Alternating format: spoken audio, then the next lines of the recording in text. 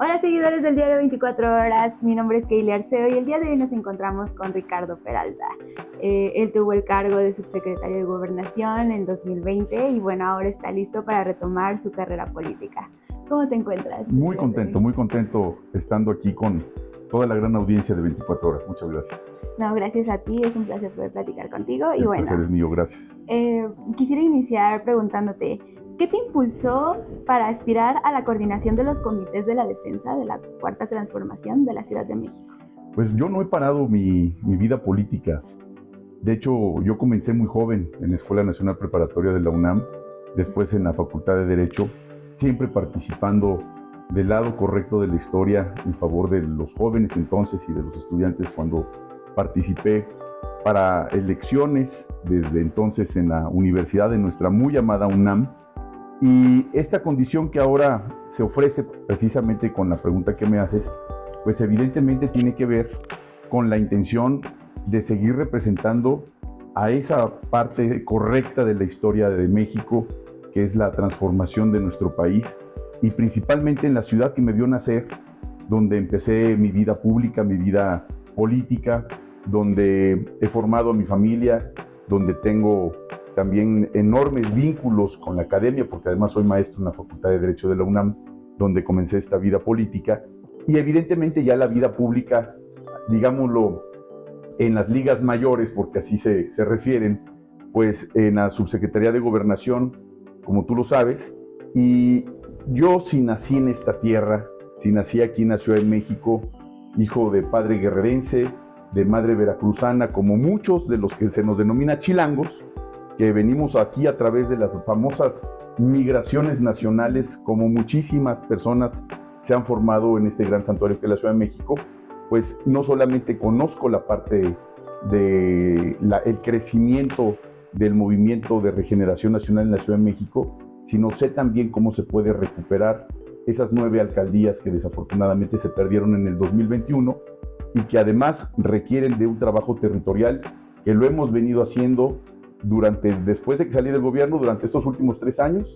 Nosotros nos dedicamos a crecer en esta parte territorial de la Ciudad de México, en las 16 alcaldías, en otras partes del país, y creemos fehacientemente que la transformación tiene que continuar, tiene que haber esta política de derechos para todos los mexicanos, y qué mejor fortaleciéndolo en el santuario de la Ciudad de México.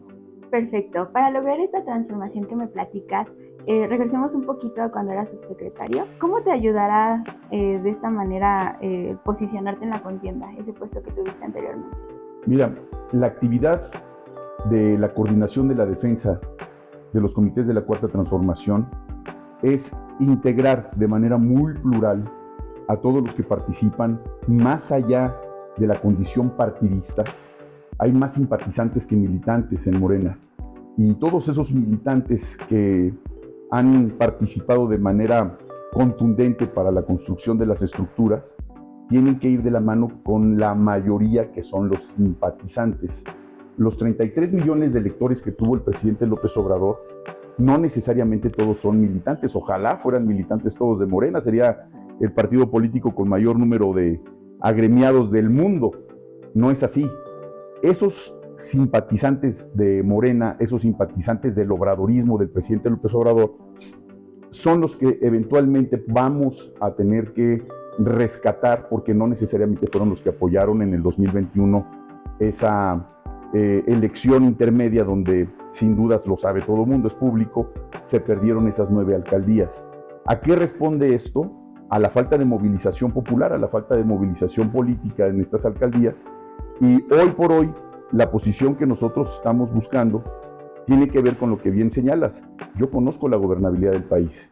Estuve en una posición donde las organizaciones sociales que se han venido a manifestar prácticamente todas a la Ciudad de México, organizaciones sociales de campesinos, organizaciones sociales de transportistas, de taxistas, de sindicatos, de ganaderos, de estudiantes, de académicos, de universidades públicas, en todas las condiciones. Yo he recibido a todos en ese primer trienio de este sexenio del presidente López Obrador, y eso no solamente se garantizó la resolución de todas estas problemáticas, las conozco a fondo, conozco palmo a palmo este país, y sin duda también conozco palmo a palmo la Ciudad de México y sus problemáticas, que son muy divergentes, que son muy complejas de entidad a entidad, me refiero de alcaldía a alcaldía, pero que requieren sin duda de un trabajo político muy, muy minucioso.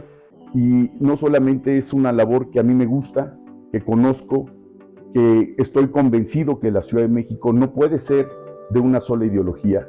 La Ciudad de México es sumamente plural y requiere del concierto de todos, no solamente de un solo gobernante como un acto uniforme, sino la Ciudad de México tiene muchos colores. La Ciudad de México es cosmopolita y asimismo tiene que estar conformado también el gobierno que en su momento se llegue a constituir y que se tienen que sentar las bases primero en la idea de este coordinador de defensa de los comités de la Cuarta Transformación, dándole un giro, no necesariamente a la política social, porque eso tiene que continuar, incluso se tiene que fortalecer, pero sí a la relación con el resto de sectores de la Ciudad de México, que aparentemente, por lo menos mediáticamente, aparentemente están rotos. Si fuese el caso, reconstituirlos. Si esa es la percepción, cambiarla.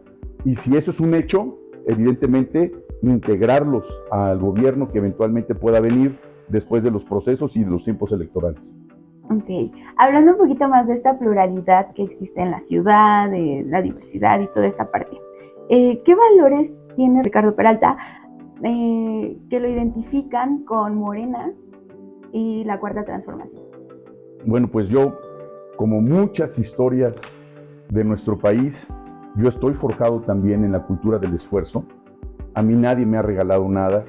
Yo empecé creciendo desde muy joven en la vida laboral por necesidad, por voluntad, haciendo trabajos que muchos jóvenes hacen y que continúan haciendo por necesidad porque no tuvieron la oportunidad que yo tuve y que somos un porcentaje muy pequeño de la población los que hemos tenido la oportunidad de estudiar en escuelas públicas. Y mucho menos, es un porcentaje todavía menor los que han estudiado y estudian en escuelas privadas. Yo lo que quiero, y es lo que me suma a este gran movimiento, es que esas oportunidades que yo tuve de niño, de joven y evidentemente de adulto, sean cada vez más masivas. Que todos los jóvenes que quieran estudiar tengan oportunidad de estudiar. Que todas las mujeres que quieran tener una oportunidad en el ejercicio público lo tengan. Que todos los grupos vulnerables y marginados de nuestro país, pero principalmente de la Ciudad de México, estén siempre integrados y sean la enorme prioridad de la Ciudad de México, porque como ya lo mencioné, es un santuario no solamente laboral y académico, sino también tiene que ser un santuario de derechos. Ok. Dentro de Morena hay más aspirantes que pues están en búsqueda de esto. No sé si tienes alguna valoración o cálculo de ello, sobre quiénes van en las encuestas y toda esta parte. Pues mira, hay compañeros muy valiosos y muy valiosas.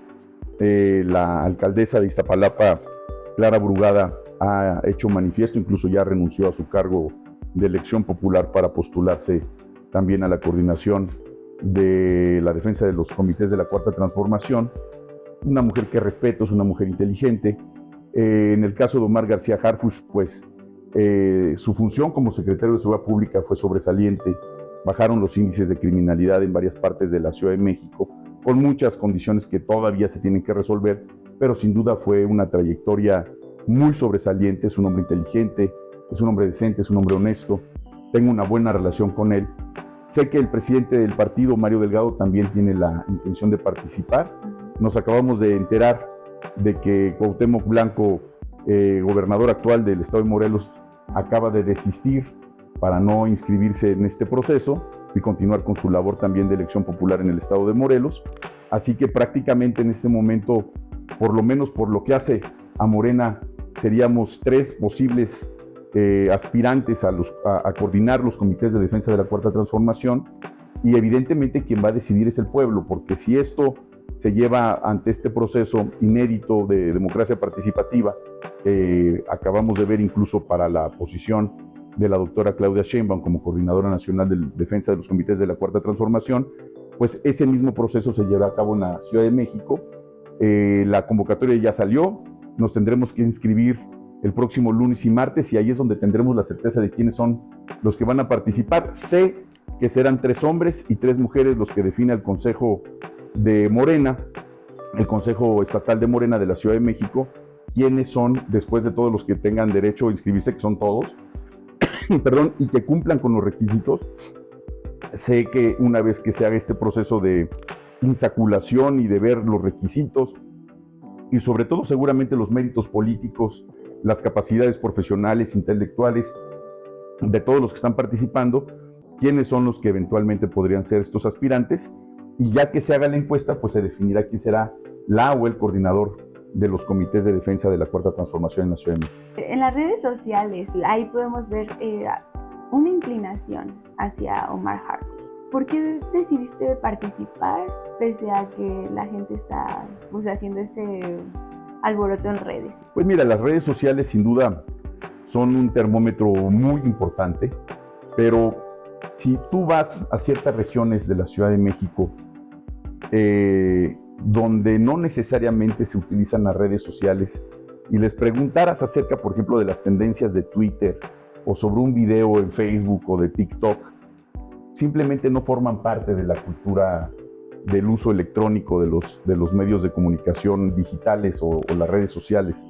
Hoy por hoy la gente está muy politizada, muy informada, sobre todo en la Ciudad de México, y la actividad y la opinión que se hace a través de estas encuestas no necesariamente son la opinión política de lo que pudiera tener la gente al momento de realizar una encuesta de esta naturaleza. ¿Por qué? Porque más allá de la publicidad o la popularidad de una persona, no necesariamente tiene que ir de la mano con la idoneidad y con la posibilidad de atender la problemática política de una ciudad tan compleja como la Ciudad de México.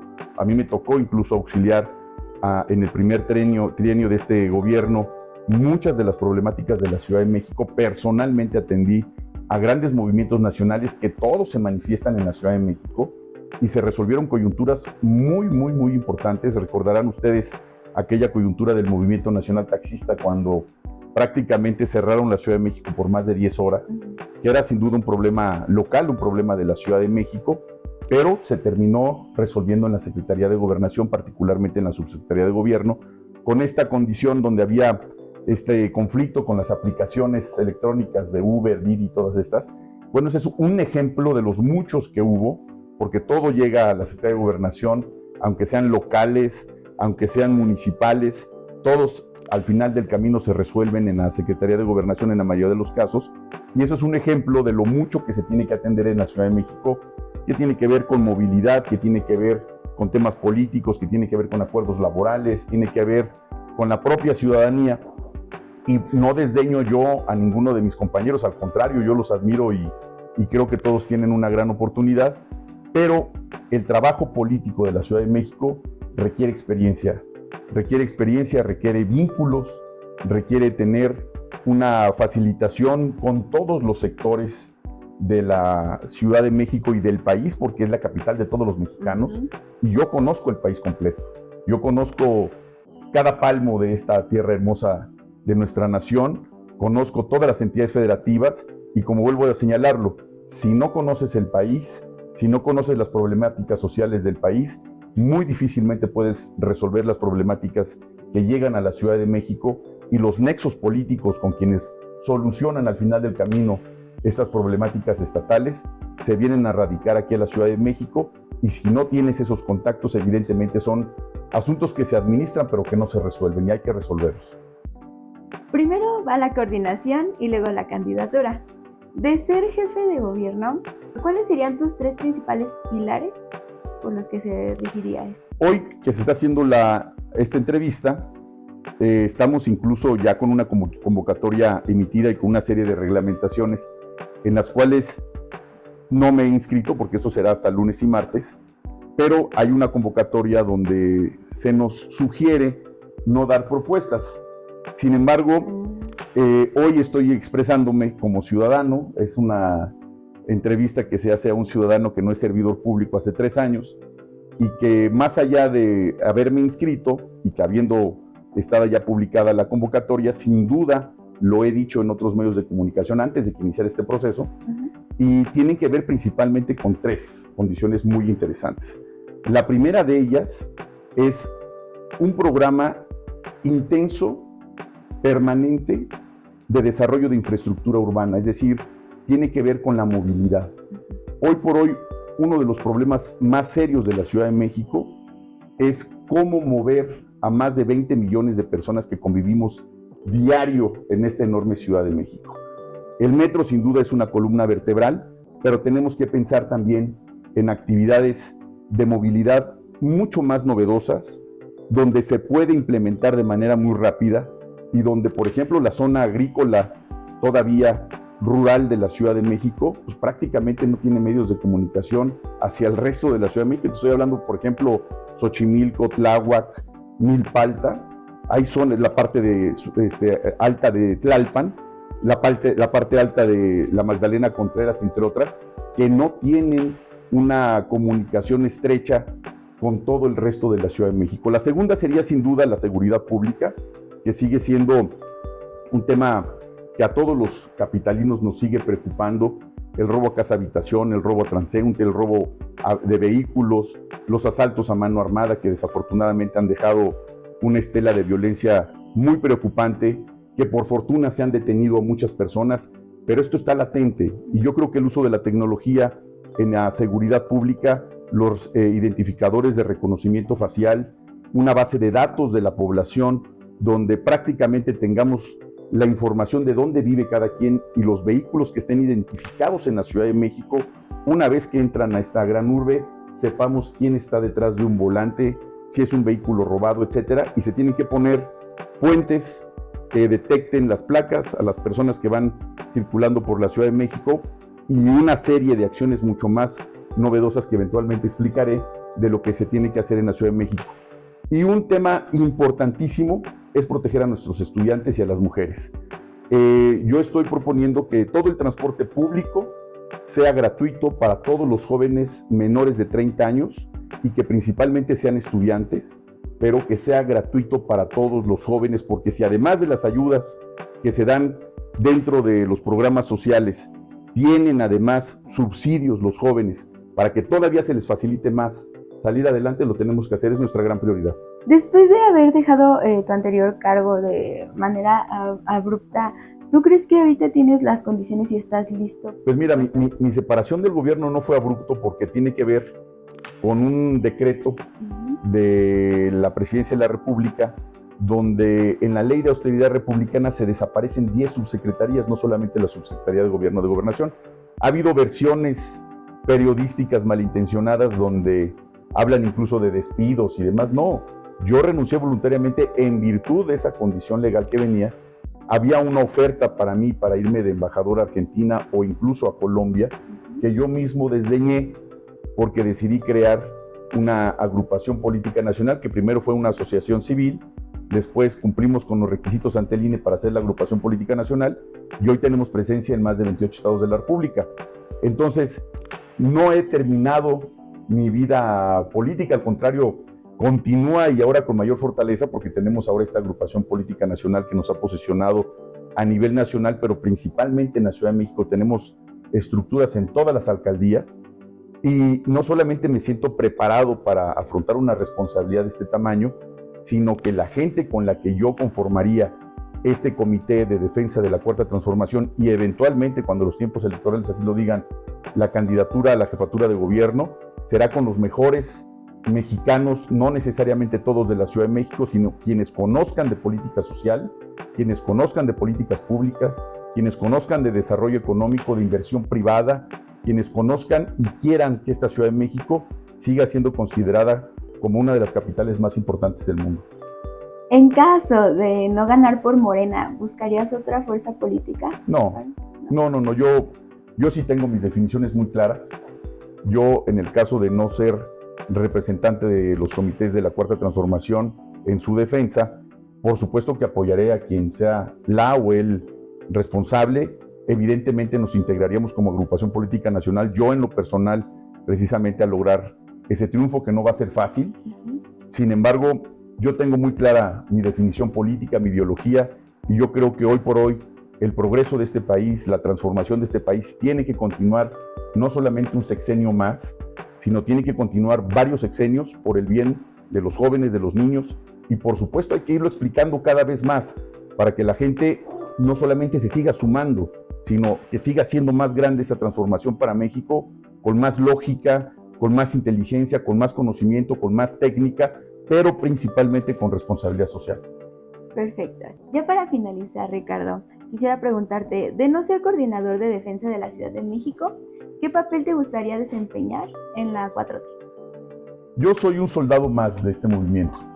Yo voy a ser útil, como alguna vez lo mencioné, donde le sirva a Dios, donde le sirva a la patria y donde le sirva a la ciudadanía. Muchísimas gracias por esta plática. Gracias y bueno, aquí Keili Arceo, Ricardo Peralta. Gracias.